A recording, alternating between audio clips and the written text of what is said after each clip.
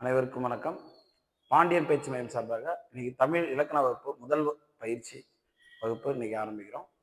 இதில் ஃபர்ஸ்ட் நம்ம பார்க்கக்கூடிய தலைப்பு என்னன்னு பார்த்தீங்கன்னா, இலக்கண பகுதியிலிருந்து அலகு 1 இலக்கண பகுதியிலிருந்து சொல்லென்ற தலைப்பிலிருந்து நம்ம பார்க்க போறோம். அதில் பார்த்தீங்கன்னா, வேர்ச்சொல் அறிதல், வேர்ச்சொல்லிலிருந்து வினைமுற்று, வினையெச்சம், வினையால் அணையும் பெயர், பெயரெச்சம் வகையறிதல். இந்த குறிப்பிட்ட இந்த தலைப்புல மட்டும் பார்த்தீங்கன்னா நம்மளுக்கு 5 மதிப்பெண்களுக்கு மேலதான் வரும். குறைந்தபட்சம் 5 மதிப்பெண்கள் இந்த தலைப்புல இருந்து மட்டுமே நம்மளுக்கு வரும். இன்னைக்கு நம்ம இந்த தலைப்பு தான் பார்க்க போறோம். மிக எளிமையான பகுதியா இருந்தாலும் இதுல இருந்து கடுமையான வினாக்கள் நம்மளுக்கு சில கேள்விகள்லாம் பார்த்தீங்கன்னா சற்று வித்தியாசமா வந்திருக்கு. அந்த கொஸ்டினும் நம்ம இன்னைக்கு பார்க்க போறோம். வேர்ச்சொல் ஃபர்ஸ்ட் நம்ம பார்க்கக்கூடிய தலைப்பு பார்த்தீங்கன்னா வேர்ச்சொல். வேர்ச்சொல் அப்படின்றது பார்த்தீங்கன்னா கட்டளையிடுவது போன்ற, அதாவது ஏவல் பொருள்ல வர்றதுதான் வேர்ச்சொல். இப்ப இந்த வேர்ச்சொல் பகுதி நம்மளுக்கு ஒரு வினையாளரின் பெயர் கொடுத்துட்டோ, இல்ல பெயரெச்சம் கொடுத்துட்டோ, வினையச்சம் கொடுத்துட்டோ, இல்ல ஒரு தொழிற்பெயர் கொடுத்துட்டோ, ஏதாவது ஒண்ணு கொடுத்து அதுல இருந்து வேர்ச்சொல் காண்க அப்படின்னு சொல்லி கொடுப்பாங்க. இப்ப இந்த வேர்ச்சொல் தான் அடிச்சொல்லுன்னு சொல்லுவாங்க, வினை சொல்லுன்னு சொல்லுவாங்க. ஓகேங்களா? இப்ப பாருங்களேன்,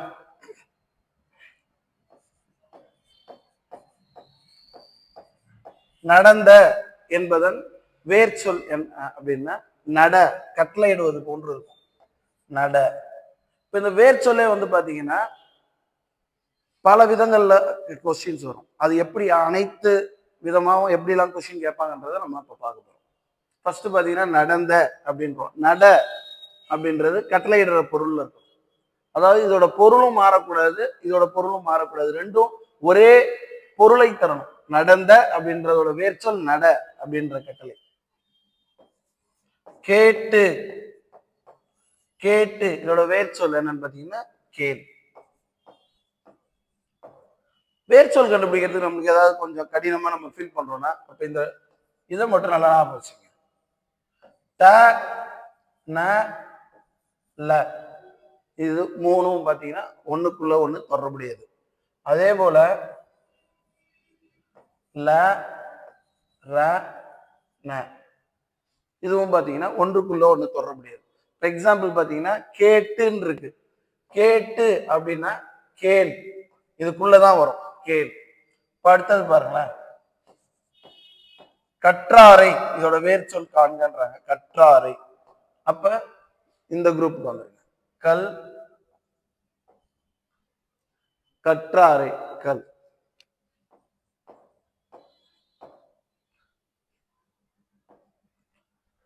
அப்ப வேர்ச்சொல் என்பது ஒரு சொல்லின் அடிச்சொல், அதாவது கட்டளையிடுவ ஏவல் பொருள்ல வரும். இது மறக்கவே மறக்காதீங்க. புரியுதுங்களா? இது வேற எந்தெந்த விதத்துல வரும்னா, இது ஒரு முறை. அடுத்தது பாத்தீங்கன்னா பண்பு பெயர்லயும் பாத்தீங்கன்னா வேர்ச்சொல் வரும். இப்ப நல்ல இதோட வேர்ச்சொல் என்னன்னு கேட்டாங்கன்னா நன்மை. இதோட வேர்ச்சொல் கேட்டாங்கன்னா நன்மை. நல்ல அப்படின்றது நன்மை. கரியன் இதோட வேர்ச்சொல் காண்க அப்படின்றாங்கன்னா கருமை. அப்ப இதுக்கு வித்தியாசம் பாருங்க. இது கட்டளையிடுற பொருள்ல வருது. இன்னொன்னு பாத்தீங்கன்னா பண்பு பெயர்ல வேர்ச்சொல் வருது. பண்பு பெயர். புரியுதுங்களா? பண்பு பெயரோட வேர்ச்சொல் பாத்தீங்கன்னா இங்க வர்றது பண்பு பெயர். அதோட வேர்ச்சொல்லும் பண்பு பெயரா தான் வரும். புரியுதுங்களா? எதிர்மறை, எதிர்மறையான சில சொற்கள் இருக்கும். அதுக்கு வேர்ச்சொல் பாத்தீங்கன்னா அதுவும் கட்டளையிடுற போலதான் வரும். இப்ப பாருங்களேன், நடவாமை இதோட வேர்ச்சொல் நட. புரியுதுங்களா? இது எதிர்மறையா இருந்தாலும் இது பாத்தீங்கன்னா வேர்ச்சொல் உடன்பாடு அதுலதான் வரணும். இப்ப பாருங்க, வாரா, வா. புரியுதுங்களா? வா. அப்ப எதிர்மறை சொற்கள் இருந்தாலும் ஆனா வேர்ச்சொல் வர்றப்ப அது கட்டளையிடக்கூடிய ஏவல் பொருள்ல மட்டும்தான் வரணும். அதுக்கடுத்து ஓரெழுத்து ஒரு மொழியிலையும் வேர்ச்சொல்கள் நிறைய இருக்கு. ஓரெழுத்து ஒரு மொழி.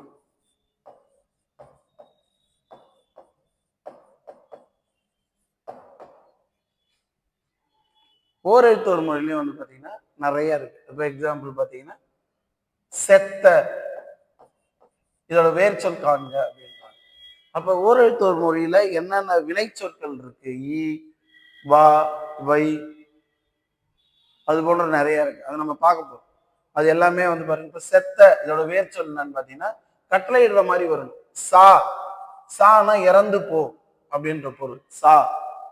அப்ப சேன்றது வரக்கூடாது. செத்த, பொருள் மாறாமல் வரணும். எப்போதுமே ஞாபகம் வச்சுங்க, வேர் சொல் என்பது இங்க என்ன கொடுத்துருக்காங்களோ அதோட பொருள் மாறாம அங்க கட்டளையிடுவது போன்று வரணும். அந்த ஏவல் பொருள் கட்டளை இடுறது போல 100% வரும். அப்பதான் அது வந்து சரியான விடை. எப்ப பாருங்க செத்த, இப்ப வந்து பாத்தீங்கன்னா பூத்தது, இதோட வேர் சொல் பூ, வேர் சொல் பூ மட்டும்தான் வரும். புரியுதுங்களா? அதுக்கு அடுத்தது வெந்த, வெந்த அப்படின்னா வே, வேல ஓரெழுத்து ஒரு மொழி வந்து வெந்த அந்த பொருள் வரும். புரியுதுங்களா? வேனா அதுக்கான அர்த்தம் வராது, வெந்ததுக்கு வே தான். ஸோ இப்ப ஓரெழுத்து ஒரு மொழியை நம்ம எப்படி எல்லாம் பார்த்துருக்கோம்னா, சாதாரண ஒரு சொல், அதாவது ஒரு வினைச்சொல், அந்த வினைச்சொல்லுக்கு வந்து பாத்தீங்கன்னா வேர்ச்சொல் கண்டுபிடிக்கிறப்ப கட்டளையிடுற மாதிரி வந்துச்சுன்னு பார்த்தோம். அடுத்தது என்ன பார்த்தோம்னா பண்பு பெயர்லயும் வரும். நம்ம பார்த்தோம் நல்ல, அது மாதிரிலாம் பண்பு, கரியன், அது போன்ற பண்பு பெயர் பார்த்தோம். அந்த பண்பு பெயருக்கும் வேர்ச்சொல் வந்து பண்பு பெயர்ல தான் வரும். புரியுதுங்களா? அதுக்கு அடுத்தது நம்ம என்ன பார்த்திருக்கோம், வேர்ச்சொல். எதிர்மறை சொற்களுக்கு வேர்ச்சொல் வந்து பாத்தீங்கன்னா உடன்பாட்டு பொருள்ல தான் வரும். அதாவது பாத்தீங்கன்னா கட்டளையிடுவது போன்ற ஏவல்ல தான் வரும். இங்க எதிர்மறையா இருக்கிறதுனால இங்க எதிர்மறையா வராது. வேர்ச்சொல் எப்பொழுதுமே எதிர்மறையா வரவே வராது. நல்லா புரிஞ்சுங்க. அதுக்கு அடுத்தது ஓரெழுத்து ஒரு மொழியில சொற்கள் பாருங்களேன். செத்த சா, அப்ப சானா என்ன அர்த்தம், இறந்து போ.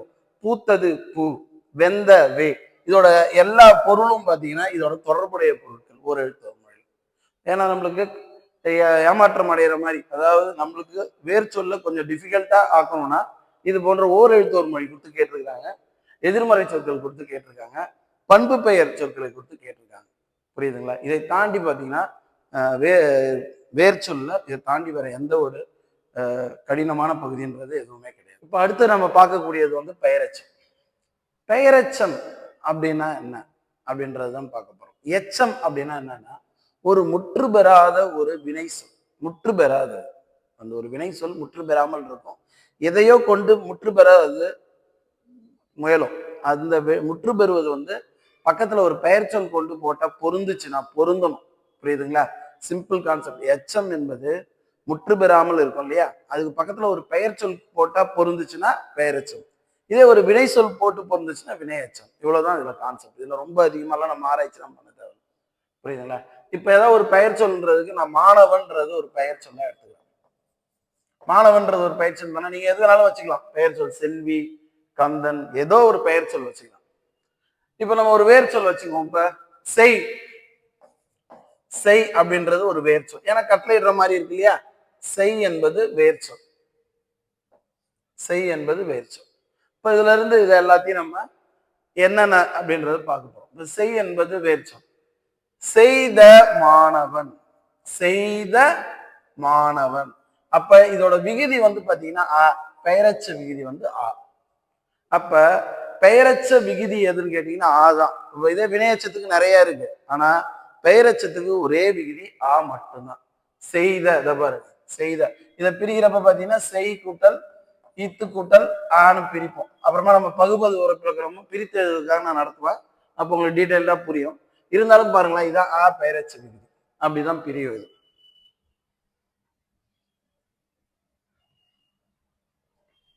ஓகே, செய்த அப்படின்னு. எதிர்மறை பெயரச்சம் அப்படின்னா என்னன்னு தெரிஞ்சுங்க. எதிர்மறை பெயரச்சம் செய்தன செய்யாத, செய்யாத, அதான் எதிர்மறை பெயரச்சம். அப்ப ஒரு பெயரச்சம் இருந்ததுன்னா அதுக்கு எதிர்மறை பெயரச்சம்னு ஒண்ணு இருக்கும். இப்ப அடுத்தது பாருங்களேன், வளர், வளர்னு ஒரு சொல் இருக்கு. இதுக்கு பெயரச்சம்னா வளர்ந்த மாணவன். அப்ப பெயரச்சம் என்பது வளர்ந்த, வளர்ந்த மாணவன். பெயரச்ச விதி மாணவன் மனசுல வச்சுக்கணும். அப்ப பெயரச்சத்தை காண்கன்னா மனசுல மாணவன் வச்சுட்டு 4 ஆப்ஷன் படிச்சோம்னா ஒண்ணுதான் பொருந்தும், அதுதான் பெயரெச்சம். புரியுதுங்களா? அப்படி எது பொருந்துதோ அதுதான் பெயரெச்சம். வளர்ந்த மாணவன். அடுத்தது வளராத. வளராத என்பது எதிர்மறை பெயரெச்சம். வளராத. இப்ப ஈறுகெட்ட எதிர்மறை பெயரெச்சம்னா என்ன வரும்னா, ஈறு என்பது தமிழ்ல எல்லை. ஈறுனா எல்லை. ஈறுனா எல்லை. அப்ப இதோட இறுதி என்னன்னு பாத்தீங்கன்னா அதான ஈறு. ரெண்டுத்திலயுமே இந்த ஈறு கெட்டு போச்சுன்னா என்ன வரும்? செய்யா, வளரா. அதான் ஈறுகட்ட எதிர்மறை பெயரெச்சம். அப்ப பெயரெச்சம்னு ஒண்ணு இருந்துச்சுன்னா எதிர்மறை பெயரெச்சம்னு ஒண்ணு இருக்கும். எதிர்மறை பெயரெச்சம்னு ஒண்ணு இருந்தா ஈறுகட்ட எதிர்மறை பெயரெச்சம்னு ஒண்ணு இருக்கும். புரியுதுங்களா? இப்ப ஒரு கொஸ்டின் கேட்டு பெயரெச்சம்னு கேட்டாங்கன்னா உடன்பாட்டு பொருள் இருக்கும். வளர்ந்த. எதிர்மறை பெயரெச்சம்னா எதிர்மறை வளராதன்னு இருக்கும். அதே ஈறுகட்ட எதிர்மறை பெயரெச்சம்னு வச்சுங்களேன், வளரா. இந்த ஈறு எல்லை தான்றது கெட்டு போயிடும். ஏன்னா நம்ம எல்லாத்துலயுமே பார்த்துருக்கோம்ல, அந்த த அப்படின்றது அதுல கெட்டு போயிடும். புரியுதுங்களா?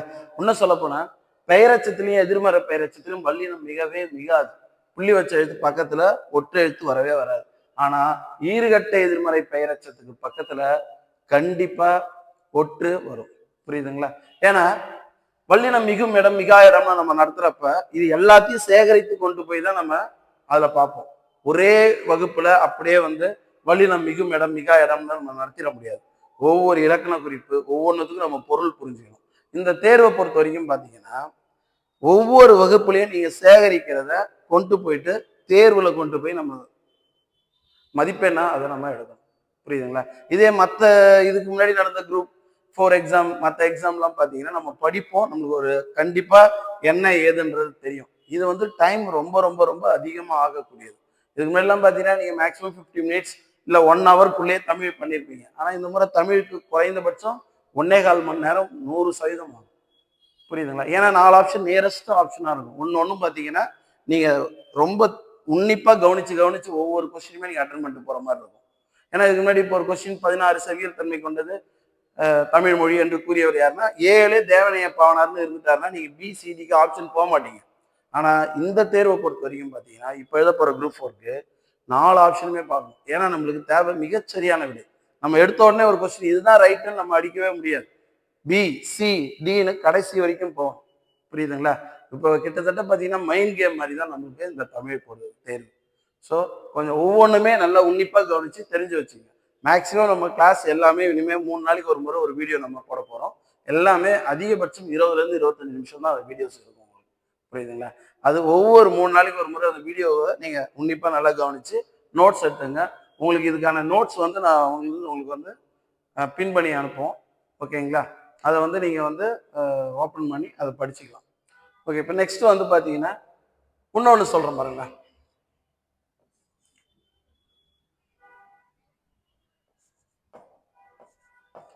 பார், பார்த்த,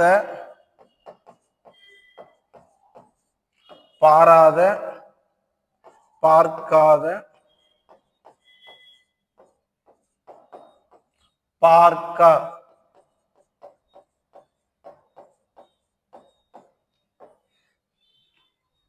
ஓகேங்களா? இப்ப புரியுதா? பெயரச்சம்னு ஒண்ணு இருந்தா எதிர்மறை பெயரச்சம் ஒண்ணு இருக்கும். எதிர்மறை பெயரச்சம் ஒண்ணு இருந்தா ஈறுகட்ட எதிர்மறை பெயரச்சம் ஒண்ணு இருக்கும்.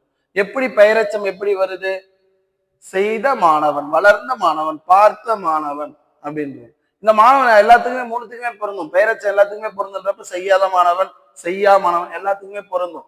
ஆனா அடிப்படை பாத்தீங்கன்னா மாணவன் என்பது பெயரச்சத்துக்கு எல்லாத்துக்குமே நம்ம வச்சு கண்டுபிடிச்சிடலாம். அப்ப பெயரச்சம் கண்டுபிடிச்சதுக்கு அப்புறம் உடன்பாட்டுல இருந்தா பெயரச்சம், எதிர்மறையில இருந்தா எதிர்மறை பெயரச்சமா ஈறுகட்ட எதிர்மறை பெயரச்சமான இந்த தா இருக்கு பாருங்க, இது இல்லைன்னா ஈறுகட்ட எதிர்மறை பெயரச்சம், இது இருந்துச்சுன்னா எதிர்மறை பெயரச்சம். புரியுதுங்களா? ஓகே. அடுத்து குறிப்பு பெயரச்சம், தெரிநிலை பெயரச்சம். இது ரொம்ப பாத்தீங்கன்னா ரொம்பலாம் போட்டு நீங்க குழப்பிட்டு இப்ப பாருங்களேன். இனிய மாணவன்,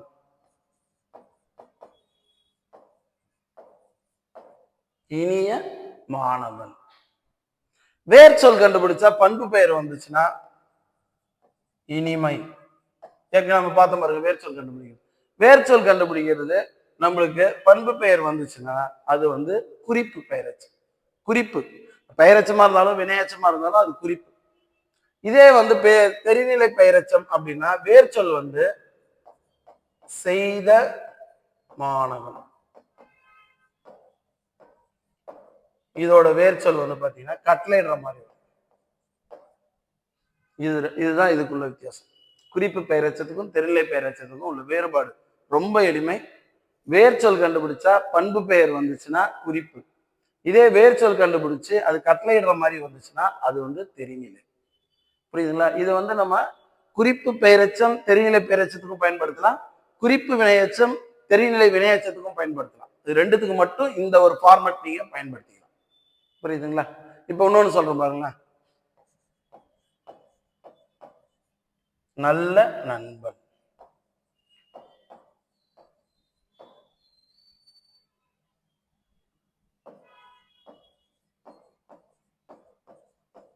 படித்த மாணவி. புரியுதுங்களா? அப்ப இதுக்கு நல்ல வேர்ச்சொல் நன்மை, இதுக்கு படித்த வேர்ச்சொல் படி. அப்ப குறிப்பு பெயரச்சம் தெரிநிலை பெயரச்சம் எப்படி சார் நீங்க வித்தியாசம் கண்டுபிடிப்பீங்க அப்படின்னா, குறிப்பு பெயரச்சம் வேர்ச்சொல் கண்டுபிடிச்சா பண்பு பெயர்ல வரும், தெரிநிலை பெயரச்சம் வேர்ச்சொல் கண்டுபிடிச்சா கட்டளையிடுற மாதிரி வரும். இவ்வளவுதான் விஷயம். அப்ப பெயரச்சம் என்பது நம்ம இப்ப என்ன கிளாஸ் நம்ம பார்த்துருக்கோம்னா, பெயரச்சம் என்பது ஆ என்ற பெயரச்ச விகுதி பெற்று வரும் சார். எச்சம் அப்படின்னு ஒண்ணு முடியுது, அதுக்கு பக்கத்துல பெயர்ச்சொல் கொண்டு போட்டா பெயரச்சம். அப்ப இந்த பெயரச்சத்தையும் மூணா பிரிக்கலாம். பெயரச்சம், எதிர்மறை பெயரச்சம், ஈறுகெட்ட எதிர்மறை பெயரச்சம். பெயரச்சத்துக்கு பெயரச்சம் பாத்தீங்கன்னா செய்த அப்படின்றது பெயரச்சம். அது அப்படியே செய்த செய்யாத, வளர்ந்த வளராத, பார்த்த பார்க்காத அப்படின்னா எதிர்மறை பெயரச்சம். அந்த ஈறு என்பது எல்லை தமிழ், அது கெட்டு போயிடுச்சுன்னா செய்யா வளரா பார்க்கா ஈறுகட்ட எதிர்மறை பெயரச்சம். குறிப்பு பெயரச்சம் தெரிநிலை பெயரச்சம். இது எப்படி சார் வித்தியாசம் கண்டுபிடிக்கிறது? குறிப்பு பெயரச்சம் அப்படின்னா வேர்ச்சொல் கண்டுபிடிச்சா பண்பு பெயர்ல வரும். உங்களுக்கு தான் வேர்ச்சொல் கண்டுபிடிக்க தெரியலையா? ஃபர்ஸ்ட் நான் சொல்லிட்டேன். அடுத்து இதுக்கு வேர்ச்சொல் கண்டுபிடிச்சிங்கன்னா இது வந்து கட்டளையிடுற மாதிரி வரும். வினையச்சம் பொறுத்த வரைக்கும் ரொம்ப அதிகமாக ஒன்றும் இல்லை. வினையச்சம், குறிப்பு வினையச்சம், தெரிநிலை வினையச்சம், இதை மட்டும் தெரிஞ்சுக்கிட்டா போதும். வினையச்சம் பார்த்தீங்கன்னா வினையச்சம் முடித்தான் அப்படின்றது மைண்ட்ல வச்சுக்கலாம். ஏன்னா இது ஒரு வினை சொல் தானே முடித்தான்றது. முடித்தான் அப்படின்றத மனசுக்குள்ள நம்ம வச்சுக்கிட்டு சொல்லணும். 4 ஆப்ஷன் படிக்கிறோம், அது முடித்தான்றத மைண்ட்ல வச்சுட்டு எது பொருந்ததோ அதுதான் வந்து வினை எச்சம். புரியுதுங்களா? ஏன் அப்படின்னா இது ஒரு வினை சொல்.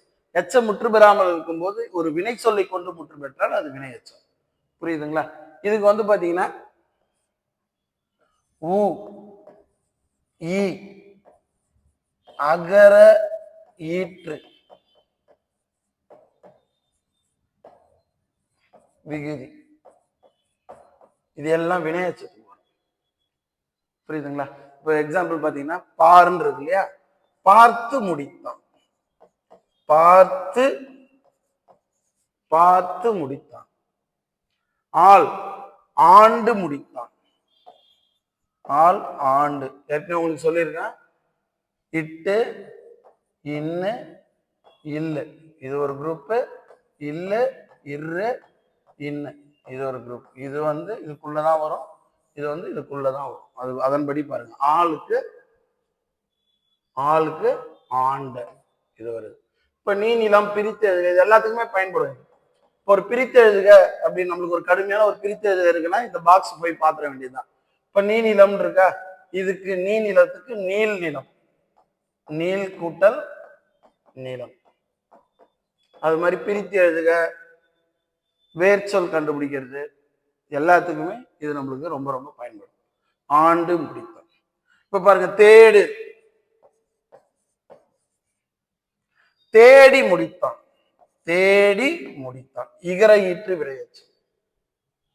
புரியுதுங்களா? இப்ப ஓடுன்னு ஒண்ணு இருக்குன்னு வச்சுங்களேன், ஓடு வேர்ச்சொல் தானே, இது எல்லாமே நம்ம எழுதிருக்கிறது வேர்ச்சொல். ஓடுன்னு ஒண்ணு இருக்கு, என்ன வரும்? ஓடி ஓடி முடித்தான். இல்லைன்னா இப்படி பாருங்களேன், ஓட வைத்தான் சொல்லலாம்ல, வைத்தான்றதும் வினை எச்சம், அதாவது வினை சொல்தான். ஓட வைத்தான்னு சொல்லலாம். அப்ப இதுதான் அகர ஈற்று வினையச்சம். ஓட அப்படின்னு சொல்றோம் இல்லையா, இதுதான் அகர ஈற்று வினையச்சம். அகர ஈற்று வினையச்சம். அதுக்கு அடுத்தது அவ்வளவுதான். வினையெச்சம் பொறுத்த வரைக்கும் இதுதான். வினையெச்சம்னா இப்ப பாருங்களேன், பார்த்து முடித்தான், ஆண்டு முடித்தான், தேடி முடித்தான், ஓடி முடித்தான், புரியுதுங்களா? ஓட வைத்தான். அப்ப இது அகர ஈற்று வினையெச்சத்துக்கு மட்டும் நம்ம சில குறிப்பிட்ட வார்த்தைகள் தான் பொருந்தும். குறிப்பு வினையெச்சம், திரிநிலை வினையெச்சம் நம்ம லாஸ்ட் பார்த்ததுதான், அதேதான். நன்கு முடித்தான், நன்கு முடித்தான்.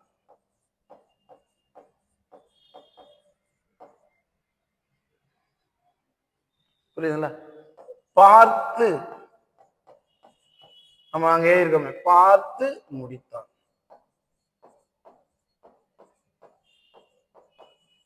பார்த்து முடித்தான். இப்ப இது பாருங்க, இதுக்கு வேர் சொல் பாருங்க, பார். கட்டளையிடுற மாதிரி வருது. அப்ப கட்டளையிடுற மாதிரி வந்தா தெரிநிலை. வேர் சொல் கட்டளையிடுற மாதிரி வந்தா தெரிநிலை. இதே குறிப்பு அப்படின்னு பாத்தீங்கன்னா, இதுக்கு வேர் சொல் பாருங்க, நன்மை. நன்மை, அவ்வளவுதான். அப்ப குறிப்பு, தெரியலை, இது ரெண்டுத்துக்கும் வித்தியாசம் நீங்க எப்படி கண்டுபிடிக்கிறீங்கன்னா, வேர் சொல் கண்டுபிடிக்கிறப்ப அதுக்கு வந்து பாத்தீங்கன்னா பண்பு பெயர் வந்தா குறிப்பு, கட்டளையிடுற மாதிரி வந்துச்சுன்னா அது வந்து தெரிநிலை. இவ்வளவுதான் கான்செப்ட். இது வந்து பாத்தீங்கன்னா பெயரச்சத்துக்கும் இப்படிதான் வரும், தெரிநிலைக்கும் இதுதான் வரும். வினையால் அணையும் பெயர். வினை செயல், அணையும் கிடைக்கும், செயலால் ஒருவருக்கு கிடைக்கக்கூடிய பெயர். இப்போ உங்க வீட்டுல ஒருத்தர் வந்து ஏதோ ஒரு வேலை ஒன்று செய்யறாருன்னு வச்சுங்க. இப்போ எக்ஸாம்பிள் வந்து பாத்தீங்கன்னா ஒரு பள்ளம் தோன்றாரு, அவர் சரியா தோண்டல, அவரை குறிப்பிட்டு நீங்க சொல்லணும். எப்படி சொல்லுவீங்கன்னா, தோண்டனவர் சரியா தோண்டல, தோண்டனவர் அப்படின்ட்டு ஏதோ அவர் செய்த செயலால் அவருக்கு ஒரு பெயர் வைக்கிறீங்க. புரியுதுங்களா? அப்ப அந்த செயல் காரணமா வைக்கக்கூடிய பெயர். இப்ப விழித்தவன், விழின்னு வேர் சொல்றதுக்கு விழித்தவன், விழித்தவன். இப்ப இது வந்து வா நடுவ வரும், ரை அல்லது நை. இது இறுதியில வரும், ரை அல்லது நை. இது ஒரு புரிஞ்சுக்கிறதுக்காக உங்களுக்கு எழுதியிருக்கேன். இப்ப வாழ்ந்து இருக்கு, அது வினையால் அணையும் பெயர், வாழ்ந்தவன் இல்ல வாழ்ந்தாரை.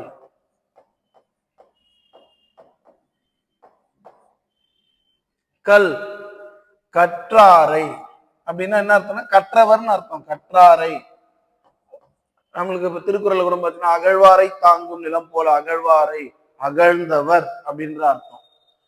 கல், கற்றாரை வழிபடுதல் சிறந்தது என்று. கல், கற்றாரை அப்படின்னா வினையாளன் பேர். இப்ப வா, இப்ப நம்ம சொல்றோம் வந்தவனை எல்லாம் தமிழ்நாடு வாழ வைக்குதுன்னு சொல்றோம் இல்லைங்களா? ஆனா அத நம்ம எப்படி சொல்லுவோம், வந்தாரை வாழ வைக்கும் தமிழகம் அப்படின்னா என்ன அர்த்தம்னா, வந்தவனை எல்லாம், வந்தவனை அப்படின்ற பொருள் தான் இது. வந்தவன்றதுதான் வந்தாரை. புரியுதுங்களா? அப்ப வினையால் அணையும் பெயர் என்பது செயலால் ஒருவருக்கு கிடைக்கக்கூடிய பெயர். அதுதான் பாருங்க, விழித்தவன். விழி என்ற வேர் சொல்லுதான் விழித்தவன். வாழ், வாழ்ந்தாரை. கல், கற்றாரை. வா, வந்தாரை. இப்ப கேள், கேளுக்கு வந்து பாத்தீங்கன்னா கேளானைன்னு சொல்லுவாங்க. கேளானை அப்படின்னா என்னன்னா கேட்டவன் அர்த்தம். இதோட பொருள் எல்லாமே வந்து பாத்தீங்கன்னா விழித்தவன், வாழ்ந்தவன், கற்றவன், வந்தவன், கேட்டவன் அப்படின்ற பொருள். ஆனா இறுதியில முடியறதுதான் இப்படி முடியும், ரை நை அப்படின்னு முடியும். வினையாளனின் பெயர்ன்றது இவ்வளவுதான்.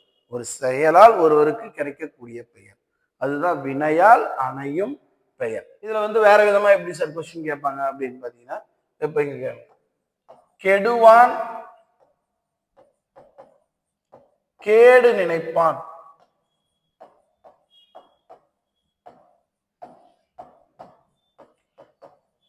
இப்ப இப்படி இருக்கு, கெடுவான் கேடு நினைப்பான் அப்படின்றது. இது மூணுத்துக்குமே சொல்றேன். ஃபர்ஸ்ட் இப்ப இது இருக்கு, இதுல என்ன அப்படின்னா, இதுல நினைப்பான் என்பது வினைமுற்று, நினைப்பான் என்பது வினைமுற்று, கேடு என்பது முதலிலை திரிந்த தொழிற்பெயர். இதெல்லாம் அப்புறம் நம்ம பார்ப்போம். இப்ப இந்த இடத்துல கெடுவான் இருக்கு இல்லையா? ஆனா இதுல வா வரல, ரை வரல, நை வரல, எதுவுமே இல்லை சார். ஆனா இது வந்து பாத்தீங்கன்னா வினையால் அணையும் பெயர். எப்படின்னு பாத்தீங்கன்னா, இதுதான் வினைமுற்று, ஆல்ரெடி வந்துருச்சு வினைமுற்று. இது வந்து வினைமுற்றுன்னு நம்ம சொல்ல முடியாது. ஏன் அப்படின்னா, இந்த கெடுவான் கேடு நினைப்பான்னா கெடுப்பவன் அப்படின்ற பொருளை குறிக்குது இந்த இடத்துல. கெடுப்பவன் கேடு நினைப்பான் அப்படின்ற பொருள். அப்ப இத வந்து நம்ம என்ன எடுத்துக்கணும்னா, இந்த முதல்ல வரக்கூடிய இந்த சொல்ல வந்து வினையால் அணையும் பெயரை எடுத்துக்கணும். இப்ப இன்னொன்னு பாருங்களேன், எக்ஸாம்பிள் அடிக்கடி கேட்கறது ரெண்டு தான். பொறுத்தார் பூமி ஆழ்வார்னு சொல்லுவாங்க. பொறுத்தார் அப்படின்னா அது வினைமுற்று சொல்லுதானே சார், இதுல வா வரல, ரை வரல, நை வரல, வெறும் பொறுத்தார்னு மட்டும் கொடுத்தாங்கன்னா நம்ம வினைமுற்றுன்னு அடிக்கலாம். ஆனா பொறுத்தார் பூமி ஆழ்வார், பொறுத்தார் பூமி ஆழ்வார்னு சொல்றாங்க. அப்ப இந்த பொறுத்தார் என்பது என்ன ஆகுது, இந்த வினைமுற்று பொறுத்தவர் என்ற ஒரு வினையாளனின் பெயரை குறிக்குது. புரியுதுங்களா? அப்ப இது வந்து வினையாளனையும் பெயர், இது மறக்கவே கூடாது. வினையாளனின் பெயர்ல கொஞ்சம் வித்தியாசமா கேட்கறதுன்னா அது இதை தான் கேட்பாங்க, வேற ஒண்ணும் கிடையாது. அப்ப அடிப்படையில் இந்த வா ரை நை இதை வச்சு நம்ம வினையாளன் பெயர் கண்டுபிடிச்சிடலாம். அப்படி இல்லைன்னா ரெண்டு பாருங்க, இப்ப எக்ஸாம்பிள் இது சாதாரணமா பார்த்தா பொறுத்தார்னு மட்டும் பார்த்தா அது வினைமுற்று. ஆனா பொறுத்தார் பூமி ஆழ்வார்னா இதுதான் வினைமுற்று. இப்ப அடுத்தது நம்ம வினைமுற்று தலைப்பு பார்ப்போம். இதுதான் வினைமுற்று. இது வந்து பாத்தீங்கன்னா வினைமுற்று அல்லாம வினையாளனின் பெயர் பொருள்ல இருக்கு. புரியுதுங்களா? இது அடிக்கடி இது ரெண்டு மட்டும் கொஞ்சம் தெரிஞ்சு வச்சுக்க. இதை தாண்டி வினையாளன் பெயர்ல எந்த ஒரு கேள்வியும் உங்களுக்கு வராது. வினைமுற்று இப்ப லாஸ்டா நம்ம பார்க்கக்கூடிய தலைப்பு வந்து பாத்தீங்கன்னா வினைமுற்று. வினைமுற்று அப்படின்னா ஒரு வினை சொல் முற்று பெற்றதுக்கு அதுக்கு பக்கத்துல எந்த சொல்லாவது போடணுன்ற அவசியமே நம்மளுக்கு கிடையாது. இதுதான் எச்சத்துக்கும் முற்றுக்கும் உள்ள வேறுபாடு. எச்சம்னா பக்கத்துல ஒரு சொல் கேட்கும், ஏதாவது ஒரு சொல், அது பெயர் சொல்லா இருந்தா பெயரெச்சம், வினை சொல்லா இருந்தா வினையச்சம். ஆனா முற்று என்பது அது முற்று பெற்றுடும், அதுலயே எல்லாமே இருக்குன்னு அர்த்தம். இப்ப எக்ஸாம்பிள் பாருங்களேன், நட அப்படின்றது இதோட வினைமுற்று நடந்தான். நட என்பது நடந்தான். இதே நடந்தான்னா ஆண்பால் வினைமுற்று, நடந்தால்னா பெண்பால் வினைமுற்று, நடந்தனர் அப்படின்னா பலர்பால் வினைமுற்று, நடந்தது அப்படின்னா ஒன்றன் பால் வினைமுற்று, நடந்தன அப்படின்னா பலவின்பால் வினைமுற்று, உன் அப்படின்றது உண்டால் இது ஒரு வினைமுற்று. அடிப்படையில வினைமுற்று என்பது இதுதான். புரியுதுங்களா? இப்ப இந்த வினைமுற்றுல இருந்து நம்மளுக்கு என்னென்ன கொஸ்டின்லாம் எப்படி கேட்பாங்கன்றத இப்ப நம்ம பார்ப்போம். இப்ப வினைமுற்று, வினைமுற்றுல நம்மளுக்கு என்னென்ன கொஸ்டின்லாம் வரும் இப்ப பாருங்களேன். இரண்டு வினைமுற்று வந்துச்சுன்னா அது பேர் முற்றெச்சம். ரெண்டு வினைமுற்று வந்தா, வந்தான் வென்றான், அதோட அர்த்தம் என்னன்னா வந்து வென்றான்னு அர்த்தம். அப்ப இந்த வினைமுற்றே எச்சமாக மாறுது, வந்து அப்படின்னு ஒரு எச்சமா மாறுது. அதனால வந்தான் வென்றான் என்பது பேர் வந்து முற்றெச்சம். எப்பயுமே மறக்கக்கூடாது, ரெண்டு அடுத்தடுத்த ரெண்டு வினைமுற்று வந்தா அது வந்து முற்றெச்சம். அடுத்தது பாருங்களேன், அவன் நல்லான், அவன் நல்லான், இது வந்து பாத்தீங்கன்னா குறிப்பு வினைமுற்று. இந்த நல்லான் இருக்கு இல்லையா, இதுக்கு வேர்ச்சொல் கண்டுபிடிச்சீங்கன்னா நன்மை அப்படின்னு வரும். புரியுதுங்களா? நான் ஏற்கனவே சொல்லியிருக்கேன் உங்களுக்கு, பண்பு பெயர்ல வந்துருக்கு பாருங்க, குறிப்பு வினைமுற்று. அடுத்தது ராமன் நடந்தான் அப்படின்றது வந்து தெரிநிலை வினைமுற்று. இது வேர்ச்சொல் கட்டளையிடுற மாதிரி வருது பாருங்க, நட அப்படின்ற கட்டளையிடுற மாதிரி வருது, இது வந்து தெரிநிலை வினைமுற்று. அப்ப குறிப்பு வினைமுற்று, தெரிநிலை வினைமுற்று.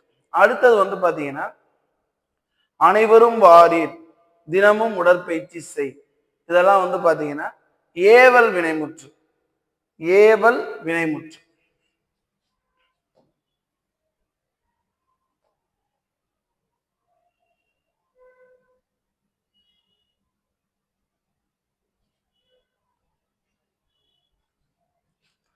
இப்ப பாருங்களேன், இந்த வாரீர் செய் இதெல்லாம் ஏவல் சொற்கள். இப்ப பாருங்க, அது முன்னாடிலாம் வந்து பாத்தீங்கன்னா செய் அப்படின்றோம், இது ஏவல் சொல். செய்மீன், செய்மீன், இப்ப இந்த செய்மீன் என்ற சொல் பயன்படுத்துறது, இதெல்லாம் ஏவல் சொற்கள், இதெல்லாமே ஏவல் சொற்கள். இந்த செய்மீன்றது பதில் இப்ப நம்ம எப்படி சொல்றோம்னா செய்யுங்கள் அப்படின்னு சொல்றோம், செய்யுங்கள். எழுது, எழுதுமீன், எழுதுங்கள். புரியுதுங்களா? செய்மீன், செய்யுங்கள் அப்படின்றோம். அப்ப இது போன்ற வந்து சொற்கள் இருக்கு இல்லையா, இது ஏவல் பொருள். உங்களுக்கு தெரியும், நம்மளுக்கு வேர்ச்சொல்ல வந்தாலே அது ஏவல் வினைமுற்று தான், நம்ம அதே பார்த்தோம். இப்ப செய்ன்றது. அது இல்லாம வாரீர், அனைவரும் வாரீர் அப்படின்றோம், அதுவும் வந்து பாத்தீங்கன்னா ஏவல். அனைவரும் வாரீர், அனைவரும் வாருங்கள், அனைவரும் வரு வா அப்படின்ற எல்லாமே வந்து பாத்தீங்கன்னா இது எல்லாமே வந்து ஏவல் பொருள்ல தரும். புரியுங்களா? இது முக்கியமானது ஏவல் வினைமுற்று என்பது. அப்ப ஏவல் வினைமுற்றுனா எப்படி வரும்னா இது மூணு தான். புரியுதுங்களா? அது பாத்துங்க. அது இல்லாம வாரீர், செய்யீர் அப்படின்னு வரும். இது எப்பயுமே வந்து பாத்தீங்கன்னா முன்னிலை, முன்னிலை இருக்கிறவங்களுக்கு சொல்ற மாதிரி தான் வரும், ஏவல் வினைமுற்று மட்டும். புரியுதுங்களா? முன்னிலை இருக்கிறவங்களுக்கு சொல்ற மாதிரி வரும். அடுத்தது வியங்கோல் வினைமுற்று க. அடிப்படை விகுதி வந்து பாத்தீங்கன்னா க இய இயர், க இய இயர். அடிப்படை வியங்கோல் வினைமுற்று. அனைவரும் வருக. கண்டேன் சீதை. வினைமுற்றுல ஒரு சொற்றொடர் ஆரம்பிச்சுச்சுன்னா அது பேர் வந்து பாத்தீங்கன்னா வினைமுற்று தொடர். வினைமுற்றுல ஒரு சொல் ஆரம்பிச்சுச்சுன்னா அது பேர் வந்து வினைமுற்று தொடர். இதுல எவ்வகை வாக்கியம் எவ்வகை தொடர் தொடர் நம்மளுக்கு உண்டு அடுத்தது அதுல பாக்குறப்ப பார்ப்போம். கண்டேன் சீதை வினைமுற்று தொடர். அடுத்தது வினைமுற்றே வந்து பாத்தீங்கன்னா உடன்பாடு வினைமுற்று எதிர்மறை வினைமுற்றுன்னு ரெண்டா சொல்லுவாங்க. அதாவது வந்து பாத்தீங்கன்னா இந்த வினைமுற்று முடிஞ்சிருக்கு இல்லைங்களா, இது வந்து பாத்தீங்கன்னா உடன்பாடு எதிர்மறை இல்லைன்னா அது வந்து உடன்பாடு. ஒரு செயலை எதிர்ப்பின்றி ஏற்பதுதான் உடன்பாடு. வந்தான். அதே வந்து எதிர்மறை சொற்கள் பாருங்க, எழுதிலல் எதிர்மறை பொருளை தந்தா அது வந்து எதிர்மறை வினைமுற்று. புரியுதுங்களா? அப்ப இந்த வினைமுற்றை வச்சு இப்படிலாம் நம்மளுக்கு கொஸ்டின் கேட்கலாம். இப்ப இது வரைக்கும் நம்ம பார்த்த வேர்ச்சொல், பெயரெச்சம், வினையெச்சம், வினையாளன் பெயர், வினைமுற்று இது எல்லாத்தையும் ஒரு வேகமா ஒரு ரிவிஷன் மாதிரி பண்ண போறோம். புரியுதுங்களா? பாருங்க. இப்ப செய் என்பது வேர்ச்சொல். நான் வேர்ச்சொல்லாம் எப்படி இருக்கும்னு சொன்னா கட்டளையிடுற மாதிரி இருக்கும்னு சொன்னேன், கட்டளை. அதே பாருங்க பெயரெச்சம் செய்த மாணவன், வினையச்சம் செய்து முடித்தான், வினையாளனின் பெயர் வ ரை நை சொன்ன செய்தவன், வினைமுற்று செய்தான், இது ஒரு ஆண்பால் வினைமுற்று. இது எப்படி வேணாலும் நம்ம செய்தால் செய்தனர் எப்படி வேணாலும் சொல்லலாம். தேடு தேடிய மாணவன், தேடி முடித்தான், தேடியவன், தேடுவாரை தேடுவானை எப்படி வேணாலும் சொல்லலாம், தேடினால். கல் கற்ற கற்று கற்ற மாணவன், கற்று முடித்தான், கற்றாரை வழிபடுதல் கற்றாரை வினையாளன் என்று கற்றனர். கேள் கேட்ட மாணவன், கேட்டு முடித்தான், கேளானை கேட்டனர் வினைமுற்று. வா வந்த மாணவன், வந்து முடித்தான், வந்தாரை வந்தாரை வந்தவன் வந்தானை எப்படி வேணாலும் சொன்னாலும் அது வினையால் அணையும் பெயர். வந்தனர் வினைமுற்று. கொல் உங்களுக்கு ஏற்கனவே நான் சொல்லியிருந்தேன், அதேதான் மறுபடியும் மறுபடியும் எழுத பாருங்க. இல் இர் இன், இட்டு இன்னு இல்லு. இப்ப பாருங்க கேள் கேள் கேட்ட கேட்டு கேளானை கேட்டனர். வா வந்த வந்து வந்தாரை வந்தனர். கொல் பாருங்களேன், கொல். இதே இந்த கொல் கொடுத்தாங்கன்னு வச்சுங்க, இந்த கொல் வந்துச்சுன்னா கொண்ட கொண்டு முடித்தான், கொண்டவன் கொண்டான்னு வரும். ஆனா சின்ன இல்லு இருக்கு, சின்ன இல்லுக்கு கொன்ற கொன்று கொன்றவன் கொன்றது. ஆள் ஆண்ட மாணவன், ஆண்டு முடித்தான், ஆண்டவன், ஆண்டவன் என்பது வினையால் அணையும் பெயர். ஆண்டனர் வினைமுற்று. மொழி மொழிந்த மாணவன், மொழிந்து முடித்தான், மொழிந்தாரை வினையால் அணையும் பெயர், மொழிந்தான் வினைமுற்று. ஈ என்ப ஓர் எழுத்தோர் மொழியின் பொருள் கொடு. அப்ப கொடுத்த கொடுத்து கொடுத்தாரை கொடுத்தான், அந்த பொருள்ல தான் ஈந்த ஈந்து ஈந்தாரை ஈந்தனர். வாழ் வாழ்ந்த மாணவன், வாழ்ந்து முடித்தான், வாழ்ந்தவன் வாழ்ந்தவன். புரியுதுங்களா? அப்ப ஒரு வேர் சொல்ல இருந்து எப்படி பெயரச்சம் வினையச்சம் வினையாளன் பெயர் வினைமுற்று எப்படி வருதுன்றத பார்த்தாங்க. இப்ப வேர் சொல் வந்து பாத்தீங்கன்னா ஏற்கனவே சொல்லியிருந்தேன், பண்பு பெயர். இல்லை இன்மை. இல்லை என்பது வேர் சொல் என்ன? இல்லை என்பது ஒரு குறிப்பு வினைமுற்று. இல்லை என்பது குறிப்பு வினைமுற்று இல்லையா? அதுக்கு வேர் சொல் வந்து பாருங்க இன்மை. இனிது இனிமை. கரியன் ஒரு முறை கேட்டிருந்தா டிஎன்பிஎஸ்சி கொஸ்டின், கரியன் என்பதன் வேர் சொல் கருமை. தீது தீமை. நல்ல நன்மை. அப்ப வேர் சொல் வந்து பாருங்க பண்பு பெயர்ல தான் வருது, கட்டளையிடுற மாதிரியும் வருது. அதை நம்ம பார்த்துருவோம். அடுத்தது இது கொஞ்சம் ஒரு முக்கியமான விஷயம். அது வேர்ச்சொல் வந்து பாத்தீங்கன்னா ஓரெழுத்து ஒரு மொழியில வேர்ச்சொல் கொடுத்து நம்மள அடிக்கடி ஏமாத்துவாங்க. அப்ப ஓரெழுத்து ஒரு மொழியில கொடுத்து கேட்டா இதுதான் இருக்கு. ஈந்தான் நம்ம ஏற்கனவே பார்த்த மாதிரி, ஈந்தான்னா கொடுத்தான். ஈ ஓரெழுத்து ஒரு மொழி வினைச்சொல்லா இருக்கணும். புரியுதுங்களா? எது எது வினைச்சொல்லா இருக்குன்னு பாருங்க. காத்த கா, கானா ஒரு எழுத்து ஒரு மொழியில காப்பாற்றுன்னு ஒரு அர்த்தம் இருக்கு. அடுத்து செத்தன்னா சான் வரணும், சேனா அர்த்தம் கிடையாது, சா. தருதல் தா. மூப்பு மூனா முதுமை மூப்படையது மூ. பூத்து பூ, பூத்த பூத்து பூத்தவன் அப்படின்னு போகும், பூத்து பூ. போன அப்படின்னா போ, பேர் சொல் பாருங்க போ. எல்லாமே கட்டளையிடுற மாதிரி இருக்கும் வினைச்சொல். நோவு வந்துருச்சு அப்படி, நோவு அப்படின்னா நோ, நோ அதோட வினைச்சொல், அதாவது வேர்ச்சொல். வந்தாரை அப்படின்னா வா, வா. வந்தாரைன்னா வா. புரியுதுங்களா? அடுத்தது வைத்த, வை. புரியுதுங்களா? ஓரெழுத்து வங்குல வை நிறைய அர்த்தம் இருக்கு. கூர்மைன்னு ஒரு அர்த்தம் இருக்கு. வைனா வைக்கிறதுன்னு சொல்லுவோம் இல்லையா, அது வை. யாத்தல் அப்படின்னா யா, ஓரெழுத்து ஒரு மொழியில யானா அகலம்னு இருக்கு, யாப்புன்னு சொல்லுவோம் இல்லையா, யாத்தல், அதாவது செய்யுள் யாத்தல், யா உருவாக்குறது, யா. அடுத்தது நொந்து, நோ, நொந்து, நோ. அப்ப வேர்ச்சொல் வந்து ஓரெழுத்து ஒரு மொழியிலேயே வந்து நம்மளுக்கு கேட்பாங்க, அது நீங்க நல்லா புரிஞ்சுக்கணும். புரியுதுங்களா? அடுத்தது ஏற்கனவே சொன்ன பாருங்க, எதிர்மறை சொற்கள், அதாவது வேர்ச்சொல்லு எதிர்மறை சொற்கள். கொடாமை, கொடாமைன்னு இருக்கு, இது வந்து பாத்தீங்கன்னா கொல், இதோட வேர்ச்சொல் வந்து பாருங்க கொல். ஏற்கனவே உங்களுக்கு அந்த டேபிள் காலம் போட்டிருக்கேன் பாருங்க, அதுல டா வந்தா இல் வரும்னு சொன்னேன். கொடாமை, கொல். இங்கு சொற்கள் எப்படி வேணாலும் இருக்கலாம், இது எதிர்மறை தொழிற்பெயர், எப்படி வேணாலும் இருக்கலாம். ஆனா வேர்ச்சொல் வந்து உடன்பாடு அதுலதான் வரும்னு உங்களுக்கு ஏற்கனவே சொன்னேன். காணாமை, கான். ஈயார், ஈயார்னா கொடுக்க மாட்டார்னு அர்த்தம். ஈ வராத, வா. அப்ப இப்படி எதிர்மறை சொற்களுக்கு வேர்ச்சொல் வந்து இப்படி வரும். பொருள் மாறாமல் வேர்ச்சொல்லை தேர்ந்தெடு. அது என்ன சார் பொருள் மாறாதுன்னா, நம்ம நிறைய பேர் வேர்ச்சொல் தேர்ந்தெடுக்கிறதுனா அதை சுருக்கி எழுதுறது தான் வேர்ச்சொல்னு நினைச்சுக்கிறோம். இப்போ ஒரு முறை டிஎன்பிசி கொஸ்டின்ல வாழ்த்தினான்னு சொல்லி கேட்டிருந்தாங்க. அது நிறைய பேர் எல்லாருமே வந்து பாத்தீங்கன்னா ஏல இருக்கக்கூடிய ஆப்ஷன் வாழ் அப்படின்றதுதான் எடுத்துக்கிட்டாங்க. அப்ப வாழ்ன்றது இல்ல, வாழ்த்து, அதுதான் கட்டளையிடுற மாதிரி இருக்கு பாருங்க. இதோட பொருள் மாறக்கூடாது. வாழ்த்தினானுக்கு வாழ்த்து தான், வாழ்ந்தான்னா தான் வாழ்வு. அப்ப அது சுருக்கி எழுதுறது வேர்ச்சொல் கிடையாது, பொருள் மாறாமல் அதை எடுக்கணும். புரியுதுங்களா? வாழ்த்தினான் வாழ்த்து, நடத்தினான் நடத்து, கடத்தினான் கடத்து. இப்ப நடத்தினானுக்கு நடன தப்பு, அப்ப நடந்தான் என்பதுக்கு வேர்ச்சொல் தான் நட. புரியுதுங்களா? அப்ப நடத்தினானுக்கு நடத்து, நடத்து என்பது வேர்ச்சொல். நடத்திய மாணவன், நடத்தி முடித்தான், நடத்தியவன், நடத்தினான். புரியுதுங்களா? அப்ப இது ரொம்ப முக்கியம், பொருள் மாறாமல் வேர்ச்சொல்லை தேர்ந்தெடுக்கிறது. எது தேவையோ அதை மட்டும்தான் நம்ம கரெக்டா எடுக்கணும். புரியுதுங்களா? தேங்க்யூ.